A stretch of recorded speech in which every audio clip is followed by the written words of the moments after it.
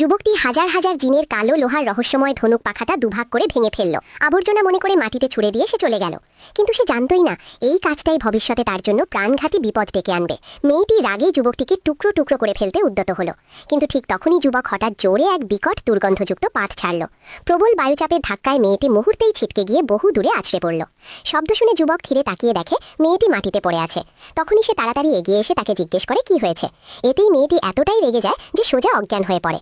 এমনকি রাগে তার আত্মাও শরীর ছেড়ে বেরিয়ে যায়। যুবক ভেবে নেয় সে মরার ভান করছে, তাই কয়েকবার লাথি মারে। কোনো সাড়া না পেয়ে ফ্রি উপহার হিসেবে আরও 3টে জোরালো পাছায় লাথি দেয়। কিন্তু ঠিক পর মুহূর্তে অলৌকিক ঘটনা ঘটে। মেয়েটির আত্মা মুহূর্তেই শরীরে ফিরে আসে এবং জীবিত হয়ে ওঠে। আরও অবাক করার বিষয়, মেয়েটির শক্তির স্তর এক ধাপ বেড়ে যায়। তখনই মেয়েটি বুঝতে পারে যে গরিব যুবকটির সাথে তার বিয়ে ভাঙতে চেয়েছিল সে আসলে এক ভয়ঙ্কর শক্তিধর পুরুষ। কিন্তু সে জানত না এই যুবক এখন এই পৃথিবীতে মাত্র একজন।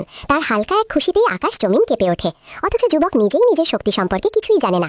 এমনকি যে মেয়েটি তার সঙ্গে বিয়ে ভাঙতে চেয়েছিল সেও হতবাক হয়ে যায়। নিজের হবু স্বামী সত্যিই অতুলনীয় কিনা নিশ্চিত করতে মেয়েটি সঙ্গে সঙ্গে তাকে উত্তর লিয়াং রাজ্যের রাজার কাছে নিয়ে যায়। ভেতরে ঢুকেই সে সবার সামনে দৃঢ় কণ্ঠে ঘোষণা করে এই ছেলেটাই বুড়ো রাজাকে বাঁচাতে পারবে। যদি কোনো দুর্ঘটনা ঘটে সমস্ত দায় সে নিজেই নেবে। মেয়েটির এত আত্মবিশ্বাসী দেখে পরিবারের বড় মেয়ে সিদ্ধান্ত নেয় মরা রাজাকেই জীবিত ধরে চিকিৎসা করা হোক। যেহেতু মানুষটা পুরোপুরি মরেই গেছে, ক্ষতির আর কি আছে। এইভাবে মেয়েটির কথাই ভুলে যুবক বৃদ্ধের সামনে যায়। চিকিৎসাবিদ্যা না জানায় সে হঠাৎ লাফ দিয়ে বুড়োর উপর উঠে পড়ে। ডানে বামে একের পর এক চড় মারতে থাকে।